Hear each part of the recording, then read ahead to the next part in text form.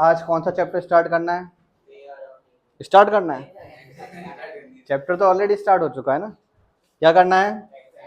Exercise 3.2 start करना है। Exercise 3.2 में ध्यान रखना बेटा, एक्सरसाइज 3.2 की बात कर रहा हूँ। 3.2 में आज हम लोग सब्स्टिट्यूशन मेथड के बारे में पढ़ेंगे। कौन सा ट्यूशन है ये? सब्स्टिट्यूशन। सब्स्टिट्यूशन का मतलब समझाता हूँ कि सब्स्टिट्यूशन का मतलब होता क्या है। शायद आप लोगों ने सब्स्टिट्यूशन जो वर्ड है अपने स्कूल में सुना हो, शायद, मैं ये नहीं बोलूंगा कि सबने सुना ही होगा, क्योंकि कुछ स्कूलों में इसको सब्स्टिट्यूशन पीरियड के नाम से जाना जाता है, कुछ स्कूलों में इसको अरेंजमेंट बोला जाता है। आप लोगों की क्लास में ऐसा होता होगा कि जब कोई स्कूल में कोई टीचर गायब होता है तो उनकी जगह पर कोई दूसरे टीचर आते हैं कि नहीं आते हैं, उस पीरियड को सब्स्टिट्यूशन पीरियड बोला जाता है, और कुछ स्कूलों में उसको अरेंजमेंट ही बोलते हैं। तो उसमें होता क्या है सब्स्टिट्यूशन में, लेकिन एक बात और बता दो बेटा, क्योंकि मैंने खुद ने वो बच्चों वाले लेफ्ट जी है, अगर मैथ्स वाले टीचर गायब हो जाएं और उनकी जगह पर स्पोर्ट्स वाले सर का सब्स्टिट्यूशन लग जाए, मजा ही आया था। होता था कि नहीं होता था? मतलब बिल्कुल सही बात बोल रहा हूँ कि नहीं बोल रहा हूँ, है ना? तो उसमें होता क्या है, एक की जगह पर दूसरी चीज को लेकर आना, इज कॉल्ड सब्स्टिट्यूशन। वही सेम चीज बेटा हम इसमें यहाँ करने वाले हैं। हमारे पास हर क्वेश्चन में कितनी वेरिएबल है? 2 वेरिएबल रहती हैं, एस, कभी एक्स वाई, जैसे इस वाले क्वेश्चन में एस और टी है। तो हमें करना क्या होगा बेटा, इसमें किसी एक वेरिएबल की वैल्यू निकालकर उसको दूसरी वाली जगह पर पुट करना होगा। ये क्या क्वेश्चन करोगे तो बहुत अच्छे समझ में आएगा, बहुत अच्छे समझ में आएगा। करना स्टार्ट करते हैं बेटा। हम इसमें पहला वाला क्वेश्चन लेते हैं। बता बेटा, इन दोनों में से मैं सोच रहा हूँ सेकंड वाला पार्ट उठा लेते हैं। सेकंड वाला पार्ट ले लें। सेकंड वाले पार्ट में क्या लिखा हुआ है? s minus t is equals to 3, ये पहली equation, s upon 3 plus t upon 2 is equals to 6, और ये कौन सी इक्वेशन हो गया? Second equation. बहुत ध्यान से सुनना कि सब्स्टिट्यूशन मेथड में मैं जैसे बता रहा हूँ सिर्फ वही रास्ता फॉलो करना, अलग अलग रास्ते मत जाना वरना कंफ्यूज हो गए। सबसे पहले first equation low from equation number 1। कौन सी इक्वेशन ली बेटा हमने यहाँ पर? First equation. इस इक्वेशन से किसी भी एक वेरिएबल की वैल्यू निकाल लो, किसी भी एक वेरिएबल की वैल्यू निकाल लो जो तुम्हारा मन करे। एस की निकालना है कि टी की निकालना है? चलो मैं एस की निकाल देता हूँ। तो बेटा माइनस टी वहां जाएगा तो एस इज इक्वल्स टू कितना हो जाएगा? 3 प्लस टी। इसको मैंने कौन सी इक्वेशन बना के छोड़ दिया? ये मेरे पास कौन सी इक्वेशन है? Third equation. अब यहाँ देखो, थर्ड इक्वेशन में बेटा मेरे पास एस की वैल्यू निकल कर आ गई।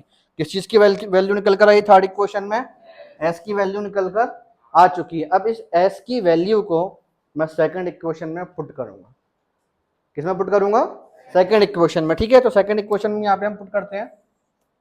तो हम यहाँ लिखेंगे बेटा substitute the value of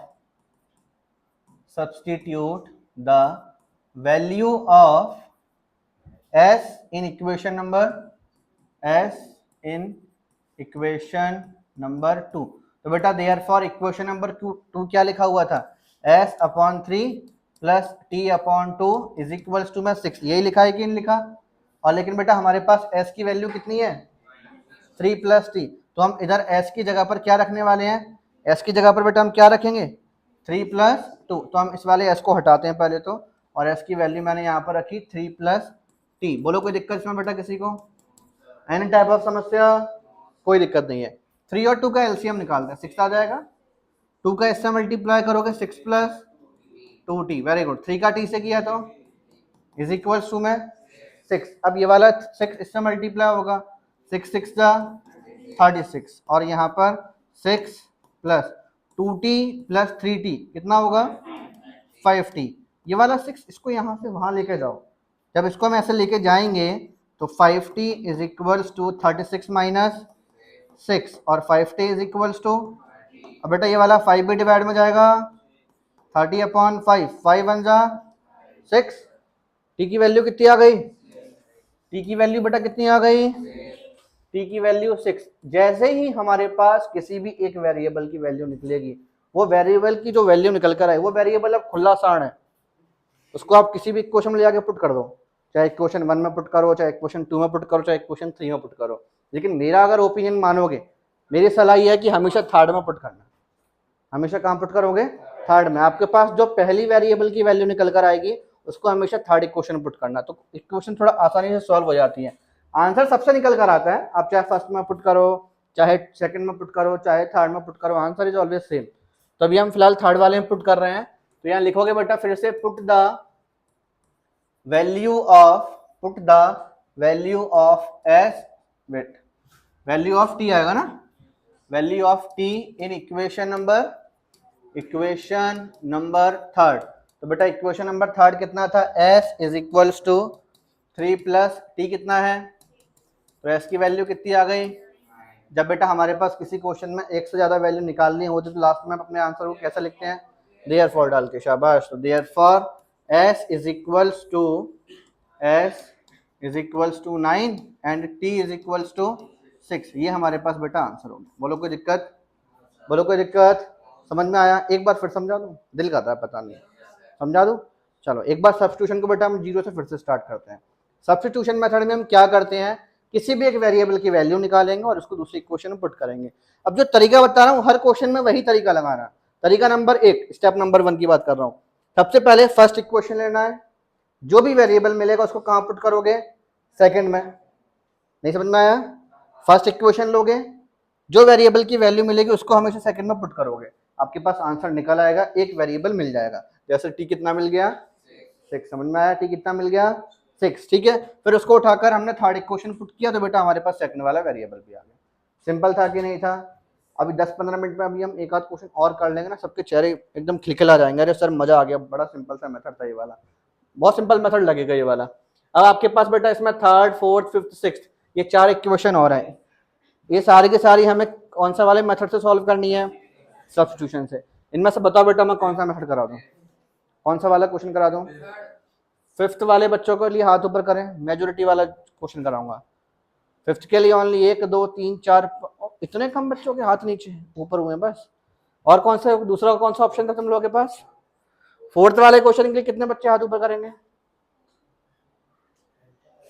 fifth वाला जीत गया भैया, क्योंकि बहुत सारे लोगों ने नोटा दबाया है, मतलब उन्होंने वोट दिया ही नहीं है किसी को।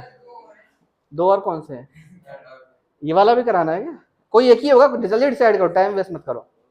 कौन सा, फिफ्थ वाला करना है। चलो चलो बेटा मैं तुम्हें एक बात बता दूं, फिफ्थ वाले क्वेश्चन की एक खासियत सुनो। फिफ्थ वाला क्वेश्चन बोर्ड एग्जाम में आ चुका है 2 बार या 3 बार। फिफ्थ वाला जो क्वेश्चन है वो बोर्ड एग्जाम में 2 बार या 3 बार आया है, बिल्कुल सेम आया है, इसमें कोई चेंज नहीं था, एज इट इज सेम, जैसा लिखा हुआ है वैसे ही आया था, ठीक है। तो अपन फिफ्थ वाला पार्ट लेते हैं, under root 2x plus under root 3y is equals to 0। ये कौन सी इक्वेशन है, first equation. Under root 3x minus under root 8y is equals to 0, ये कौन सी इक्वेशन है। 2 इक्वेशन आ गई कि नहीं आ गई। स्टेप नंबर 1 सर ने क्या बताई थी, हमेशा फर्स्ट इक्वेशन लेंगे, हमेशा बेटा फर्स्ट इक्वेशन लेंगे। तो मैंने यहाँ बोला from equation number 1, equation number 1 लोगे तो under root 2x plus under root 3y is equals to में, फिर सर ने क्या बोला था, किसी भी एक वेरिएबल की वैल्यू निकालो। तो किसी भी एक वेरिएबल की वैल्यू निकालोगे तो कैसे करोगे, अंडर रूट 2x, ये बेटा यहाँ चले जाएगा तो माइनस अंडर रूट 3y, अब ये वाला रूट 2 वहां जाएगा, minus under root 3 under root 2y, और ये कौन सी इक्वेशन हो गई, third equation. Any type of समस्या किसी को, कोई दिक्कत नहीं यहाँ तक, ठीक है। चलो अपन आगे चलते हैं। अब x की वैल्यू को हम सब्स्टिट्यूट करेंगे, जिससे पूछूंगा सिर्फ वो बताएगा। तुम बताओ, हाँ दुबली पतली लड़की तुम ही बताओ, खड़े हो जाओ, x की वैल्यू बताओ कहाँ पुट करें, सोच लो, गोली मार दूंगा गलत बोली, बैठ जाओ, सही बोले नहीं है, बिल्कुल सही है। x की वैल्यू को कहाँ सब्स्टिट्यूट करेंगे, substitute the value of